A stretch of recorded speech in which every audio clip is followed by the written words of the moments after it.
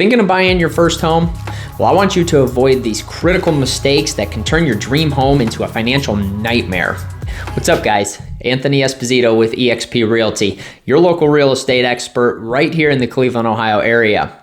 And today I'm going to guide you through common pitfalls many first-time homeowners see and how you can steer clear of them.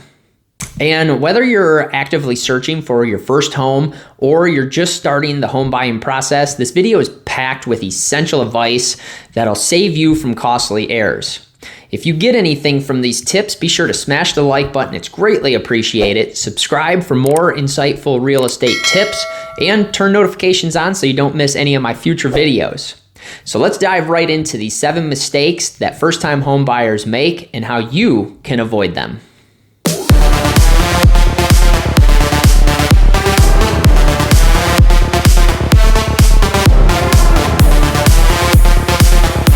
So the first big mistake I always see is not having the pre-approval prior to house hunting. So we went into a change of pace over the past few years. When you put an offer in a house, you better have the pre-approval in hand ready to go, because sellers, that's what they're looking for. They want to make sure that, they're not going to go under contract and you're not going to get pre-approved. So you need to have that pre-approval. And ultimately that pre-approval is going to tell you what type of house you can get, where you can end up getting it. It gives you the exact dollar amount of what they're willing to give you for that mortgage loan. And you don't want to end up looking at a house, especially going to see a house at a showing with an agent, to fall in love with it and then find out you didn't get pre-approved. That's a terrible feeling for anybody, because believe it or not, you will grow attached to a house within minutes of either walking up to it or walking into it. You're just gonna know. It's hard to explain, but you're gonna feel it right in the pit of your stomach. It's a very cool feeling. It's kind of unbelievable, but you're gonna know when you see a house, when you walk into a house, that is the one. You don't wanna do that and you're going into a house that you can't afford. It is very devastating. So be sure to get that pre-approval in hand before you start looking at homes.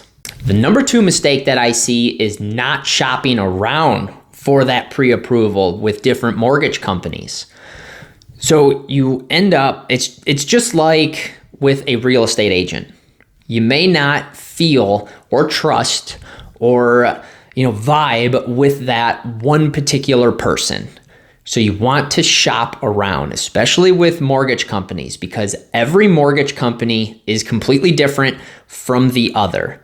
They may have better rates. They may have better incentives. There's so many different options that can go into place, especially when this is your first home. Some companies, yes, they do have incentives in place for you first-time home buyers that are out there. And believe it or not, a small little change in the interest rate, even if it's like 0.5, 0.4, that can save you hundreds of dollars down the road, if not thousands of dollars at some point.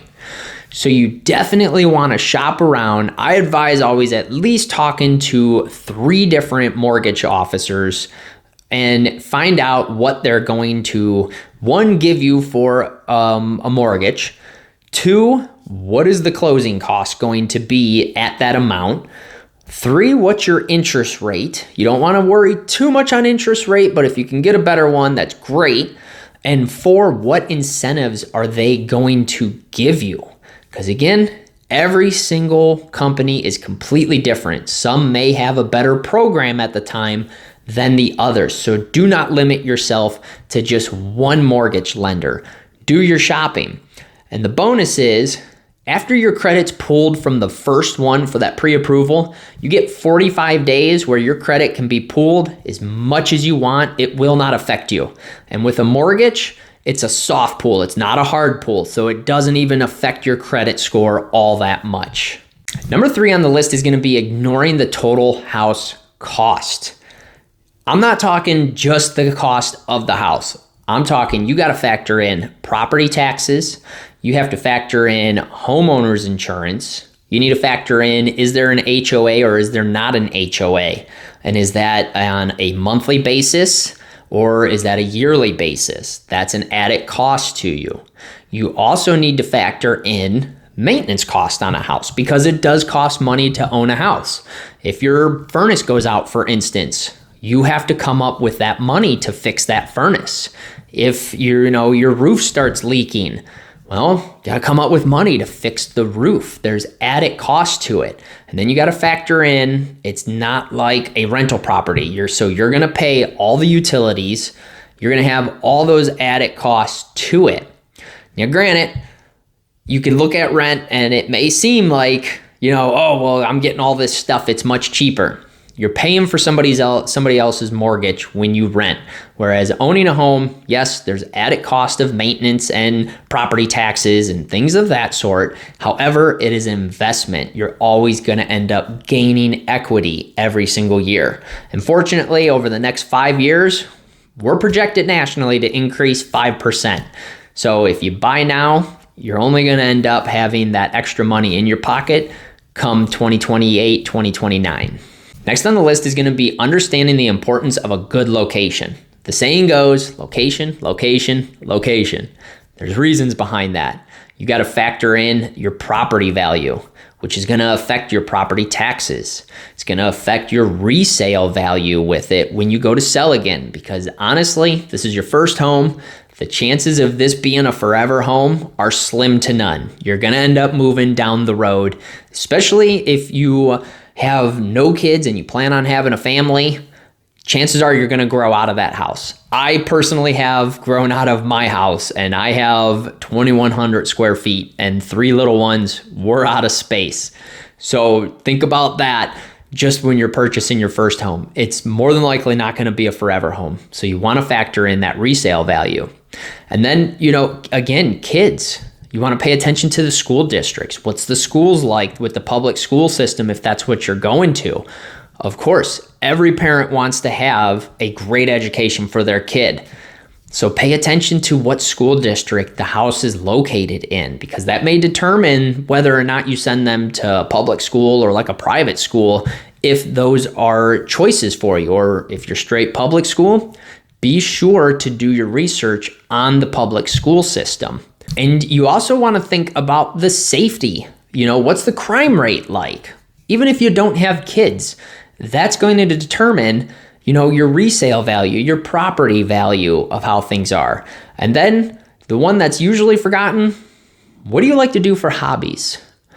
You want to think about the amenities that the city has. If you're an outdoor person, do they have parks within your city that fit your lifestyle? Or is there at least parks that are close by?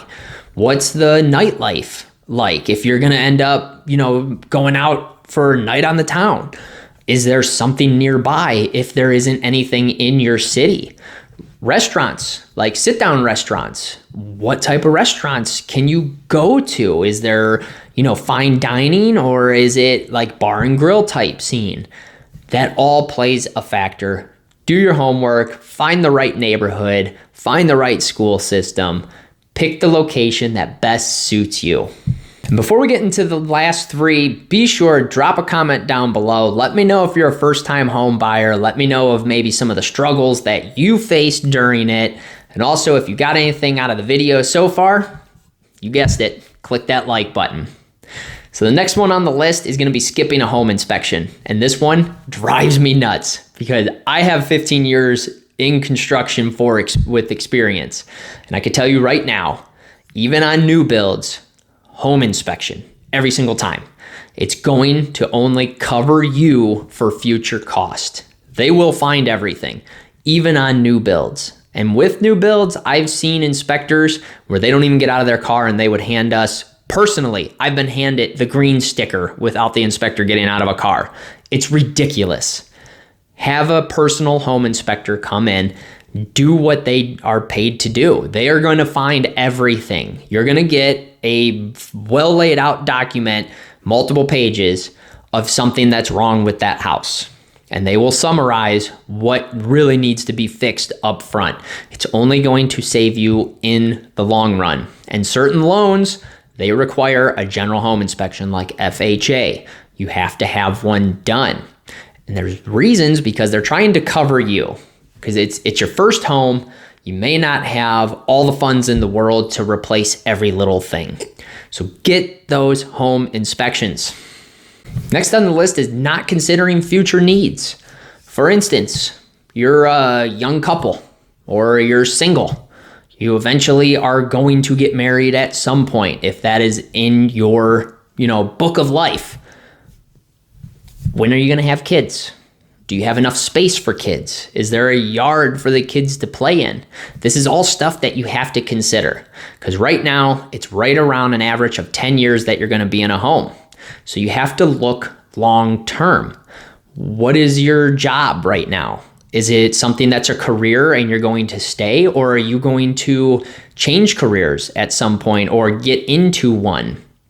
What's that drive like? Can you be moved around to a different store if you're in retail? Where is that going to end up placing you? I can tell you right now, you don't want an hour drive to work. It is atrocious. It's no fun. I've done it in construction. It just makes for long days. You want something that's close to your work. And also to think about the accessibility of that city and where you are living. Is it easy to get home? Is it not easy to get home? How is it going to be down the road when you're, for instance, you build a family and you're running them around to a bunch of sports when they get into it? Where are those locations at? This is all stuff that could add up and just build and make a stressful environment. Trust me on this, I'm speaking from personal experience. It can get chaotic depending on where that house is located. So map out a good 5-10 year plan, because that's about the time frame that you're going to be in that first home. Next on the list is going to be emotional buying. And what I mean by that is you're going to walk into that first house, you're going to be super excited, ready to go, you're purchasing your first house. You may end up wanting to put an offer in right then and there, and it may not check off all your boxes. You kind of have to take a step back. You want to list out your absolute needs. You want to list out your wants. You don't want to buy based solely on the emotions to that house. You have to factor in, is it going to suit your needs or not? And the emotion aspect of it. So 100% emotions, you got to take a step back. There's far too many first-time home buyers that end up doing that. And within the first year, they absolutely just hate where they live. They can't stand it. There's something about the house that they don't like. And with this being literally the biggest purchase of your life, this is the biggest investment you'll ever make, is a house. You have to make sure that you are doing it properly and taking the proper steps and using a strategy to end up purchasing this home. And part of that strategy is drawing out your needs and wants. Part of it is, picking the proper location. It's picking the proper house that suits you for the next 5 to 10 years. So plan accordingly so you don't make the huge mistake like many others have. So drop a comment down below. Let me know what you think of these tips. Is it something that's going to help you? Is it something you've already faced and you just want to share your side of the story? I want to hear it all. Also, smash that like button. It's greatly appreciated to help out my channel. Click subscribe, turn notifications on if you got any insight from this and you want to continue seeing future videos that I drop. With that, we'll catch you on the next one.